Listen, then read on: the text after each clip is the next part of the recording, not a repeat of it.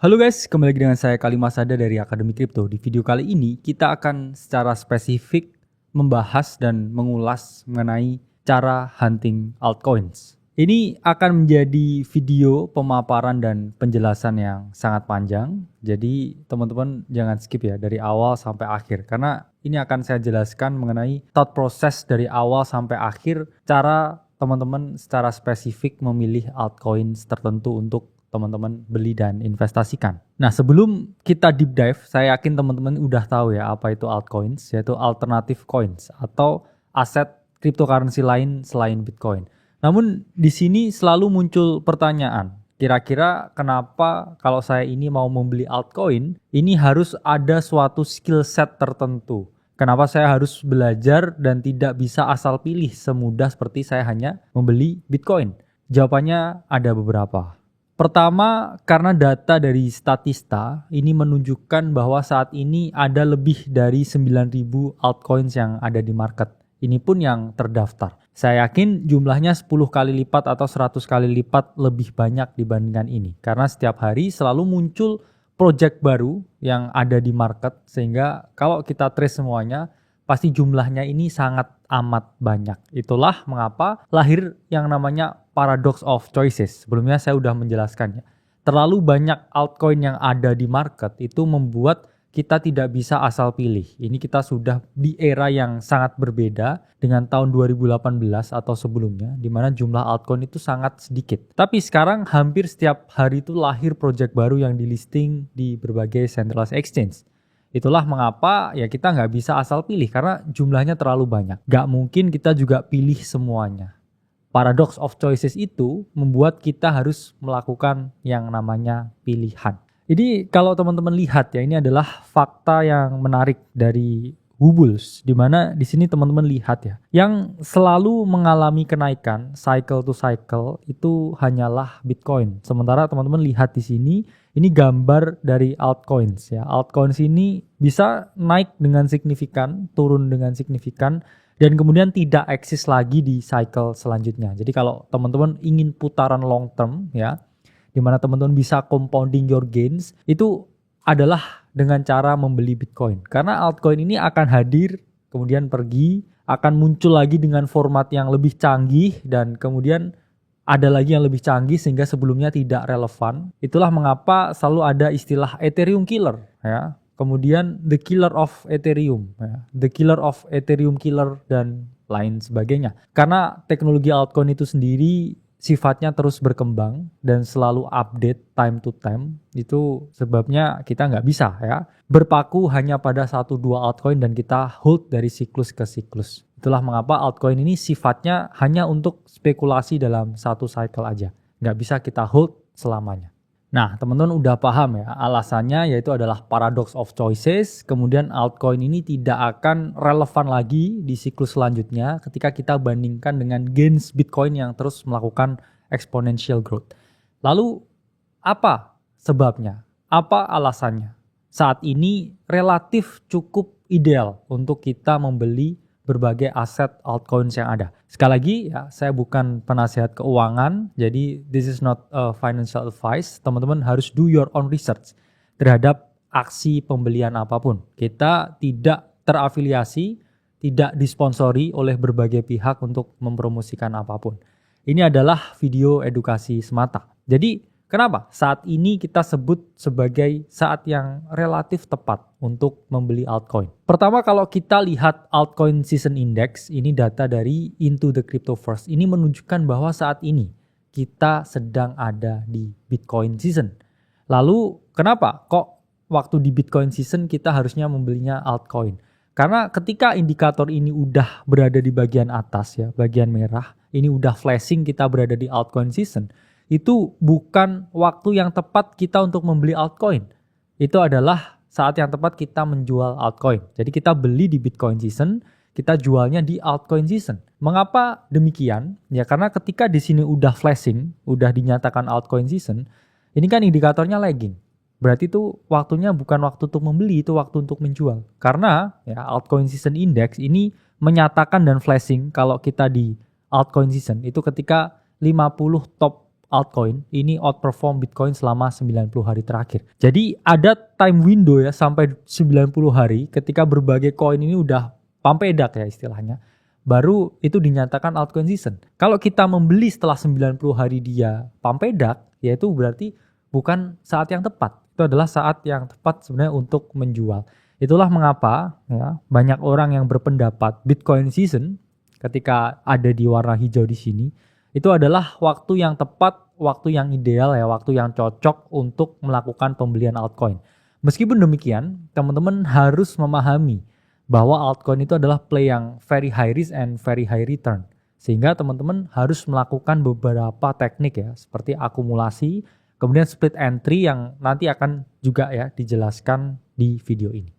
Nah, ini pun juga banyak sekali ya indikator-indikator yang mengungkapkan ya. Ini indikator dari Cryptocorio via Dun Analytics mengenai alts buy signal. Saat ini kita ada di bagian hijau. Ini artinya apa? This is the perfect time to buy altcoins karena kita tidak pernah ada di level yang sebawah ini ya sebelumnya. Bahkan ketika bull ya di 2021 ini kita nggak pernah ya ada di sebawah ini. Dan ketika indikator ini sudah ada di warna merah, itu adalah waktunya membeli rumah ya kalau di sini jelaskannya. Tapi ya teman-teman harus ekstra hati-hati ya dengan berbagai aset altcoin yang ada. Karena banyaknya altcoin ya sekarang ini dan juga banyak juga yang tidak develop ya, tidak bertanggung jawab, tidak deliver berbagai janji-janji yang mereka sampaikan. Jadi indikator ini teman-teman harus pertimbangkan dengan sangat matang-matang. Nah ini kita masuk ke dalam video inti. Bagaimana cara saya hunting altcoins. Nah saya membagi ke dalam 3 tahapan ketika teman-teman ya quotes on quotes ini mau hunting altcoin. Mau cari altcoin apa yang menarik untuk dibeli. Ya, tahap pertama itu adalah planning. Tahap kedua itu adalah execution. Dan tahap ketiga itu adalah evaluation. Tahap pertama yaitu adalah planning, itu ketika teman-teman melakukan berbagai analisa, yang mana teman-teman menggunakan data, fakta, dan juga angka untuk menentukan ya mana altcoin yang tepat untuk dibeli ya. Jadi teman-teman gunakan berbagai data historis masa lalu ya, teman-teman bisa kurasi dari berbagai sumber ya, terus melakukan cek fakta untuk kira-kira menentukan ya ada beberapa altcoin yang ini sangat ideal ya untuk dibeli. Itu masuknya di dalam tahapan planning. Kemudian kedua, tahap execution itu terkait dengan pembelian ya, dan juga penjualan. Terkait dengan teknis ya, ketika teman-teman mau mengeksekusi suatu pembelian altcoin tertentu. Dan ketiga, ini tahap yang tidak kalah penting yaitu adalah evaluasi. Memang di market tidak selamanya kita itu memperoleh apa yang kita inginkan.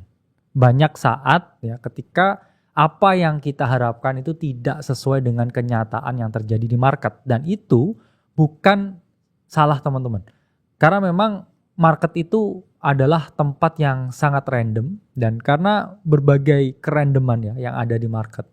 Kadang-kala kita tidak bisa mendikte ya, hasil yang terjadi. Kita hanya bisa mengantisipasi sesuatu ya berdasarkan semua data dan juga fakta yang ada. Itulah mengapa sangat penting ya teman-teman ini untuk melakukan evaluasi ketika sesuatu itu bergerak ya sesuai dengan maksud teman-teman atau ketika sesuatu itu tidak bergerak sesuai dengan maksud dari teman-teman. Dan di sini ya sangat penting ya melakukan evaluasi untuk kemudian menentukan strategi investasi yang akan teman-teman lakukan di masa yang akan datang. Nah di bagian planning ini ada 3 sub tahap yang berbeda.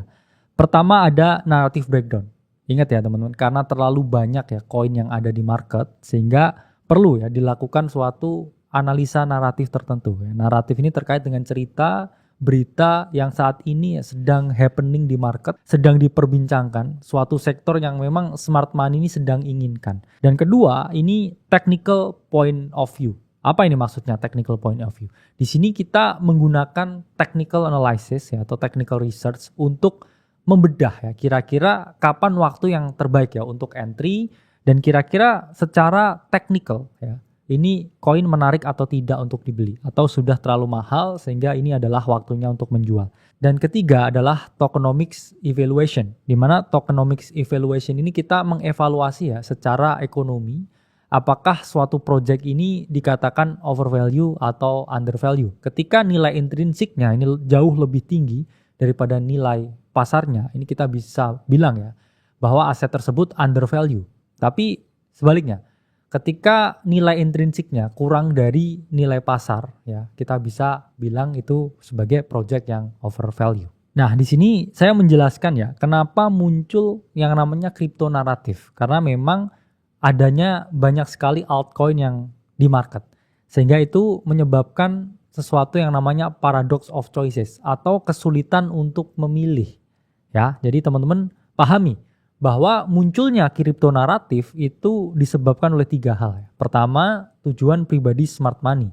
Apa ini maksudnya? Ya, kita tahu berbagai pemodal besar di kripto, perusahaan investasi, venture capital, mereka pasti berinvestasi terhadap altcoin tertentu di dalam round-round yang memang sangat awal. Dan mereka pasti butuh ya yang namanya exit liquidity atau volume ketika dia rilis di pasar. Sehingga mereka bisa exit dan merealisasikan keuntungan yang mereka miliki. Kedua, ya ini selalu ada kebutuhan publik. Biasanya kita tahu ada persinggungan antara sektor Web2 dan juga sektor Web3, di mana biasanya ya di dalam sektor Web2 itu akhirnya bridging ke sektor Web3. Dan ini dimanfaatkan ya oleh berbagai project-project altcoins untuk membuat produk, membuat project yang mirip dengan yang ada di Web2. Dan terakhir ya, ini ada herding investor. Kita tidak bisa memungkiri ya fakta bahwa ketika semua orang ya melakukan suatu hal tertentu, ada kecenderungan kita juga mau melakukan hal yang sama. Sehingga ya keadaan investor yang mana FOMO ya terhadap sesuatu ini bisa meningkatkan hadirnya suatu kripto naratif tertentu. Dan kripto naratif ini akhirnya disebarkan oleh berbagai platform, berbagai media, berbagai kendaraan yang ada. Ya, ada jurnal riset, ada media sosial, influencer, pers yang mana tujuan akhirnya yaitu adalah mempengaruhi persepsi retail untuk membeli suatu altcoin tertentu. Nah, tahapannya ketika teman-teman melakukan narrative breakdown, ini ada 3 ya. Pertama, teman-teman melakukan yang namanya social observation. Teman-teman melakukan pengamatan terhadap sektor apa yang dibutuhkan di dunia nyata. Atau kira-kira di dunia nyata ini sedang ada isu hot apa ya. Misalkan isunya CBDC, ya, isunya tentang perkembangan teknologi artificial intelligence, tentang perkembangan teknologi spatial computing, dan lain sebagainya. Nah, itu bisa teman-teman jadikan dasar untuk melihat adanya potensi sektor tertentu yang bergerak di market kripto. Dan kedua, teman-teman ini bisa melakukan yang namanya scraping research. Teman-teman kumpulkan berbagai data-data, fakta-fakta yang sifatnya sudah dikompil ya menjadi suatu research journal. Di mana banyak sekali ya platform-platform ya, seperti Messari, ya, Sentiment, Nansen, dan berbagai platform-platform lain yang menyediakan data-data yang cukup ya komprehensif berbentuk ya journal research yang bisa teman-teman baca ya, teman-teman gunakan sebelum teman-teman melakukan ya pengambilan keputusan tertentu ya untuk memperkuat naratif breakdown yang teman-teman miliki. Dan ketiga ya ini seperti yang kita buat, teman-teman bisa membuat naratif kalender di mana teman-teman blocking ya beberapa bulan tertentu kira-kira naratifnya apa aja yang terjadi di situ sehingga teman-teman bisa menerapkan ya strategi bajing loncat naratif dan lompat ya dari satu naratif ke berbagai naratif yang lain sebelum akhirnya ya mengeksekusi atau melakukan pembelian pada aset altcoins tertentu. Kadangkala teman-teman ini bisa menggunakan yang namanya naratif kuantitatif tools. Apa itu? Jadi sekarang ya teknologi untuk melakukan analisa di market crypto itu sudah sangat canggih. Yang mana kita juga bisa melihat pergerakan dari naratif ke naratif ya secara relatively ya kekuatannya. Ini menggunakan alat ya ini dari CryptoCorio. Teman-teman bisa gunakan ini ya via Dune Analytics dan ini gratis. Di sini dijelaskan ya banyak sekali naratif ya seperti meme ya, kemudian GameFi, AI, RWA dan lain sebagainya. Yang mana di sini selalu ada kecenderungan ya, apakah suatu sektor tertentu, ya naratif tertentu, ini sudah di keadaan yang sangat overvalue atau undervalue. Atau teman-teman juga bisa melihat ya kecenderungan pergerakan dari beberapa naratif ya untuk kemudian teman-teman lihat ya korelasinya dan juga teman-teman jadikan suatu pertimbangan ya untuk menilai apakah naratif ini cocok masuk sekarang atau udah ketinggalan ya. Ini bisa teman-teman gunakan. Tadi saya sudah menjelaskan ya mengenai narrative breakdown. Di sini saya mau menjelaskan mengenai technical point of view. Technical point of view ini terkait dengan penerapan technical analysis atau technical research, melihat price action, pergerakan harga sebelum teman-teman melakukan suatu eksekusi. Nah, di sini teman-teman bisa melihat bahwa price action itu saya hanya bagi ke dalam dua ya, bullish atau bearish. Ketika harga ini membentuk yang namanya bullish flow model atau kenaikan harga ya, ini selalu ada fase pause ya, atau fase di mana harga ini berhenti bergerak naik kemudian melakukan pergerakan naik lagi. Atau kalau di bearish flow model ya, ini selalu ada flow, pause dan juga flow. Ketika di fase pause ya, ini market ini melakukan voting.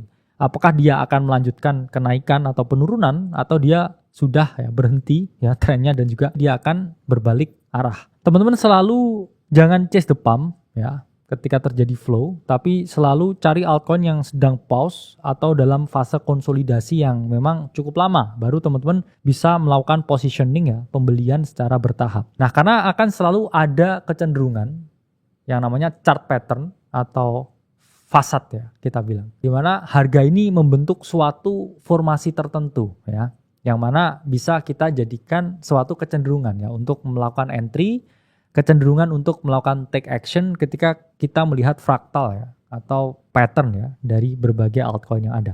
Nah, di market crypto sendiri kita sering melihat price action yang sangat manipulatif. Apa itu price action yang manipulatif?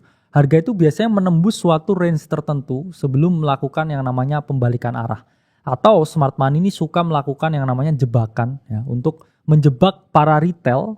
Ya, ini contohnya pattern yang saya suka yaitu bullish ya, Tinder swindler, di mana harga ini drop ya di bawah demand area, di bawah support area.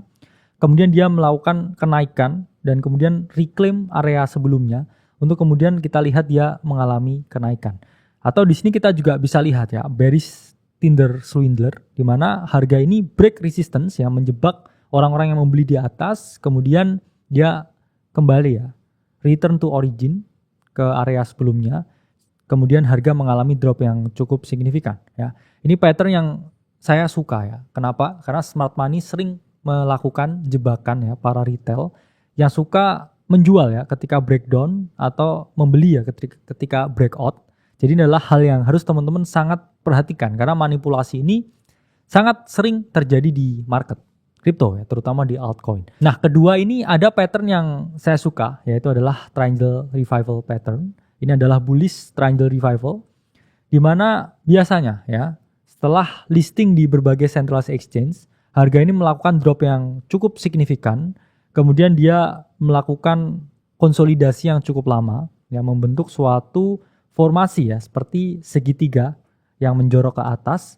Ini adalah triangle revival. Jadi teman-teman bisa mencari ya berbagai altcoin yang memiliki ya pattern seperti ini. Dan keadaan konsolidasi ini bisa teman-teman jadikan potensi untuk melakukan pembelian ya. Ini area yang tepat untuk teman-teman melakukan konsolidasi, dan ketika harga bergerak naik, teman-teman bisa memperoleh keuntungan dari ya berbagai altcoin yang memiliki pattern ini. Dan kedua ya, bearish triangle revival, ini adalah pattern yang harus teman-teman hindari. Karena ketika teman-teman melihat pattern seperti ini ya, ini ada kecenderungan altcoin itu turun ya. Selanjutnya mungkin kita akan bahas ya mengenai berbagai trading pattern, mengenai berbagai fasad di video-video yang ada selanjutnya. Tapi ini adalah dua ya pattern yang saya jelaskan, yang saya suka lihat di market crypto. Jadi teman-teman lihat ya, bullish triangle revival ya, altcoin yang kira-kira mempunyai ya pattern seperti ini di time frame yang besar ya, daily atau weekly, ini bisa teman-teman perhatikan karena ada potensi breakout yang sangat tinggi ya ketika teman-teman melihat pattern seperti ini. Nah, sebenarnya apa sih pentingnya melakukan technical research ya, melakukan technical analysis? Pentingnya itu adalah kita bisa estimate risk to reward ya, atau risk and reward. Karena dalam investasi kita tuh harus memperhatikan yang namanya berapa banyak ya risiko ketika salah dan juga reward ya atau keuntungan ketika kita benar. Oke? Jadi di dalam investasi ya di market crypto ini kita harus melihat risk to reward seperti ini.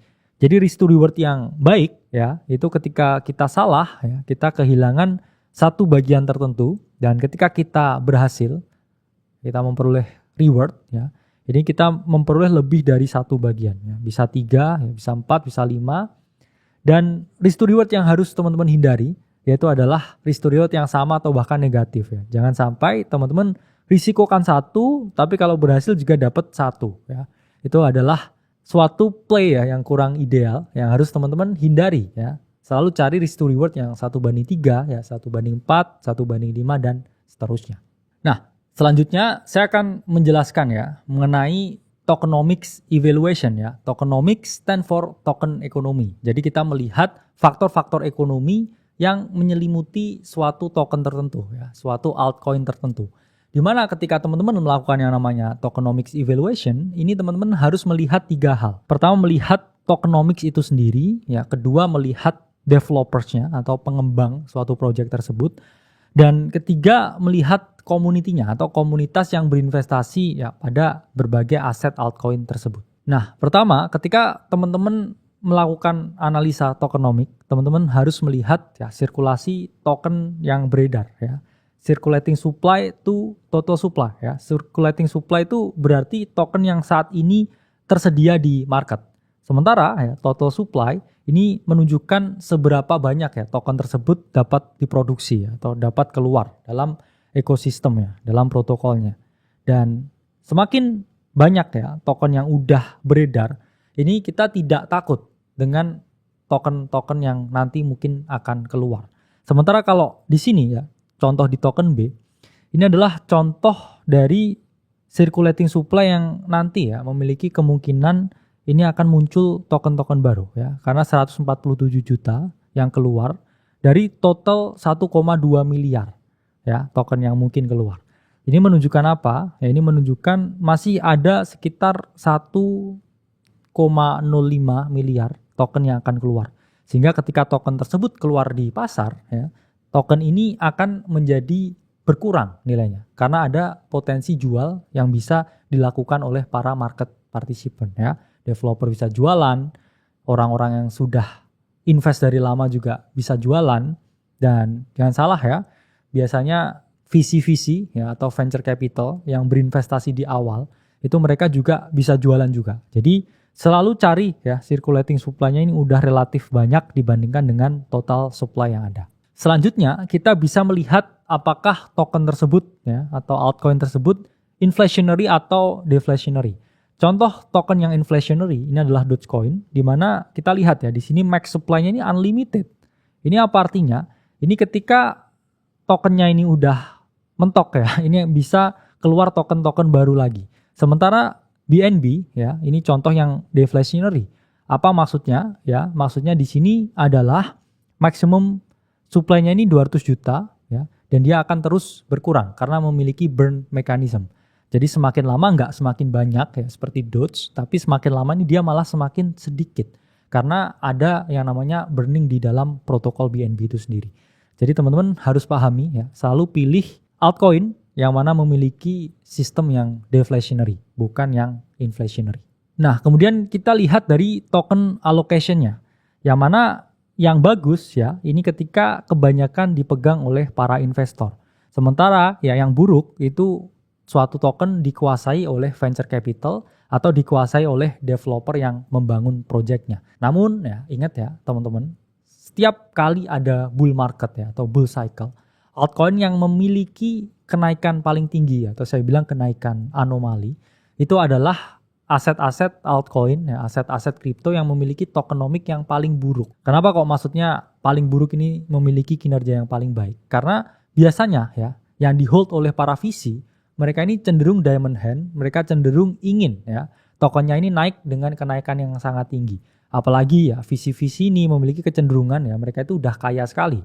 Jadi mereka nggak mau ya jualan kalau produknya ini nggak naik puluhan kali lipat. Itulah mengapa ya biasanya token-token dengan tokenomik yang buruk ya, token distribution yang buruk, ini sering outperform ya token-token yang memiliki berbagai token distribution yang baik. Dan itu adalah fakta yang terjadi di market.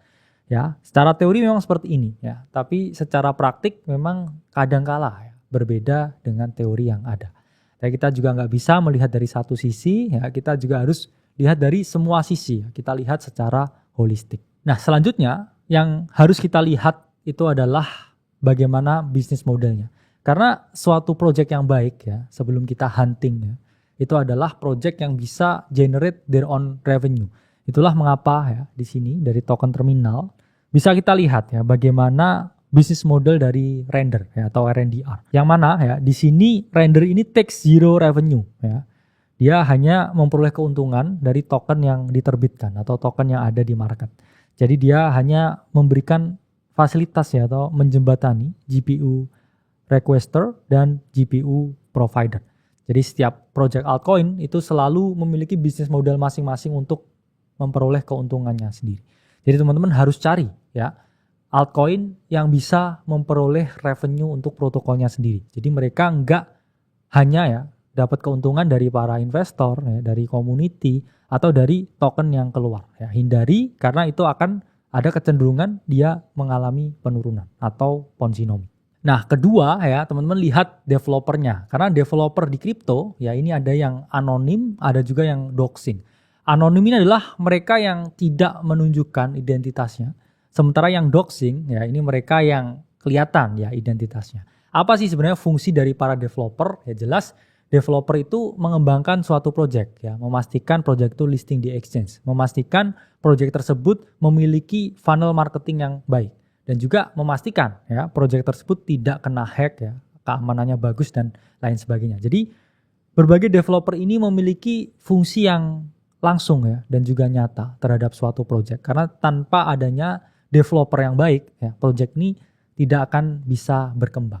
Selanjutnya, community, di mana kita bisa melihat ya, community ini fungsinya apa? Community ini pertama ya mereka yang membeli suatu project. Kemudian dua, karena mereka udah membeli project, mereka ini akan hype the project ke community ya, atau hype the project ke berbagai sosial media yang ada. Jadi istilahnya sealing the bags ya. Mereka udah beli duluan ya, terus mereka di sosmed ini promosi, oh saya baru beli ini nih ya.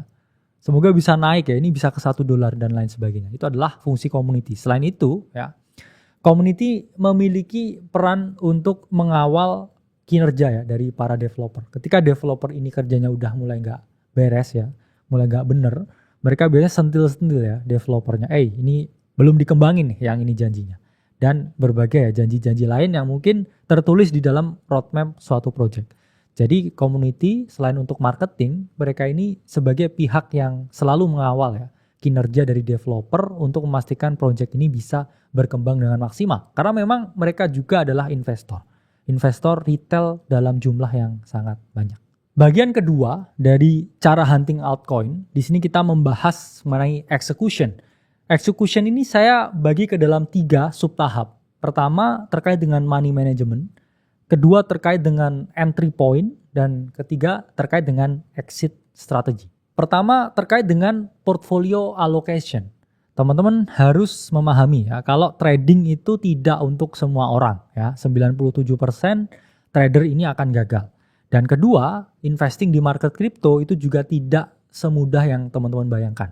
Kalau teman-teman di sini maunya trading dan juga invest, selalu pecah portofolionya. 70% ya itu untuk investasi harus, dan untuk trading ini maksimal ini 30%.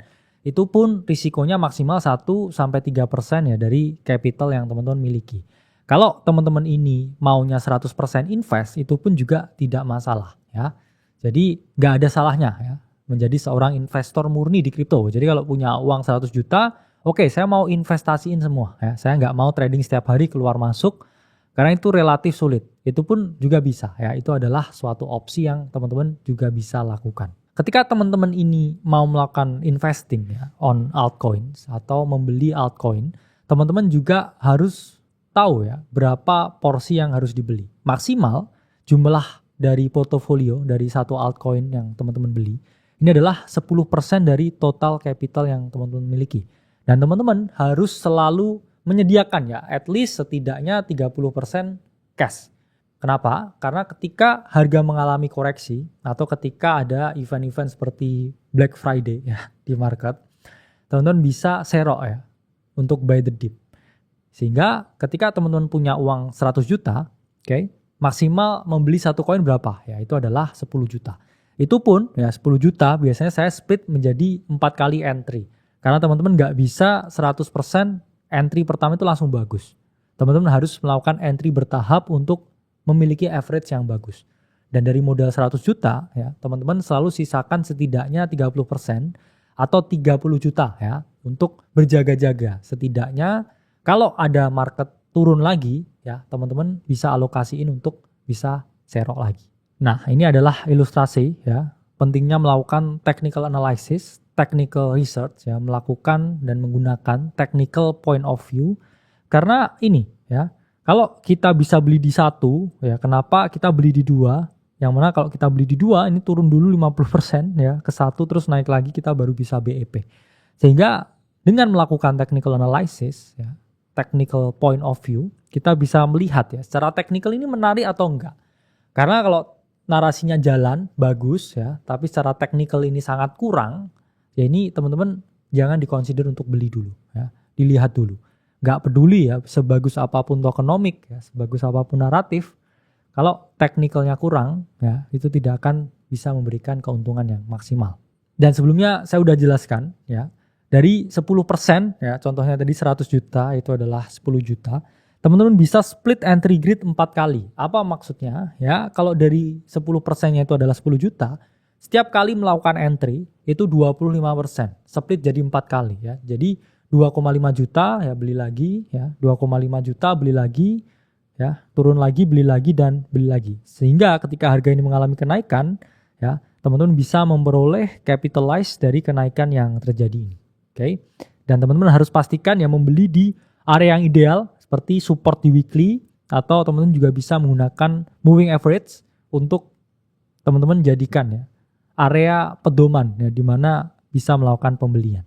Nah, terkait dengan exit strategy ya, teman-teman bisa melakukan exit di setiap selling area ya. Selling area ini adalah resistance area yang mana bisa teman-teman lihat di weekly chart ya, atau chart di time frame besar, dan teman-teman juga bisa split exitnya ya. Tadi kan exitnya 25%, itu teman-teman juga bisa lakukan ya.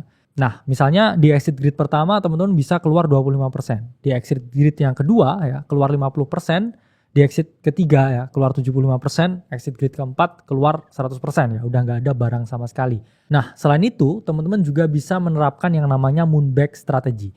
Atau teman-teman ketika harga suatu aset ini naik double atau naik 100%, teman-teman jual 50%, jual setengahnya. Oke, jadi dari aset yang misalkan 10 juta ya, naik double jadi 20 juta, teman-teman amanin dulu modal 10 jutanya. Kemudian 10 juta yang lain dalam bentuk token ya, atau altcoinnya, ini teman-teman hold beberapa bulan ke depan kalau teman-teman merasa masih ada potensi kenaikan dari token tersebut. Nah, saya yakin ya teman-teman udah paham ya planningnya, udah paham executionnya, dan dari execution ini kita bisa melakukan yang namanya evaluation.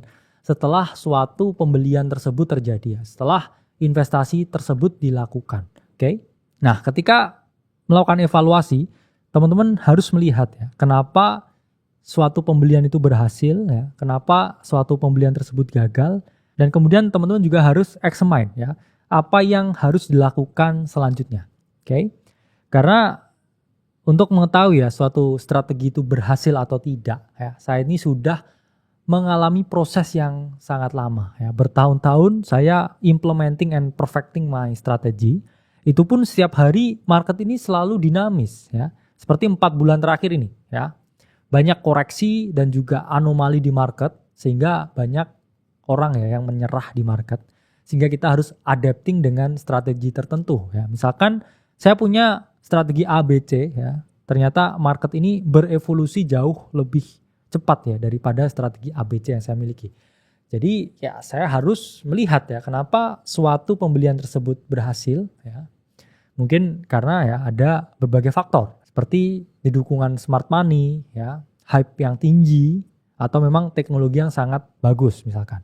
Dan ketika ini gagal ya saya harus mengevaluasi ya, apakah kurangnya dukungan dari publik, apakah teknologinya ini ternyata scam ya, atau ketiga developernya ini kurang bijak sehingga proyeknya ini tidak bagus. Jadi saya juga harus mengevaluasi ya, kira-kira kalau berhasil ini kenapa, kalau gagal kenapa.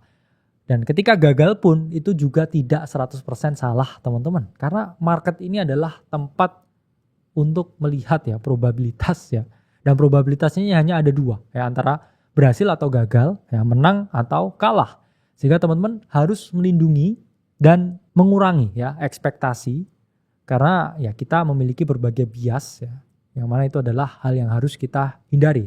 Kecacatan berpikir yang tidak boleh terjadi ketika kita involve di market, terutama market yang sangat volatile seperti market cryptocurrency. Nah, itu adalah penjelasan yang sangat panjang mengenai bagaimana cara hunting altcoin, dibagi ke dalam 3 tahap ya, dan puluhan subtahap. Saya harap ya video ini bisa bermanfaat untuk teman-teman semuanya. Saya Khalil Masada dari Akademi Kripto. Sampai berjumpa di video selanjutnya.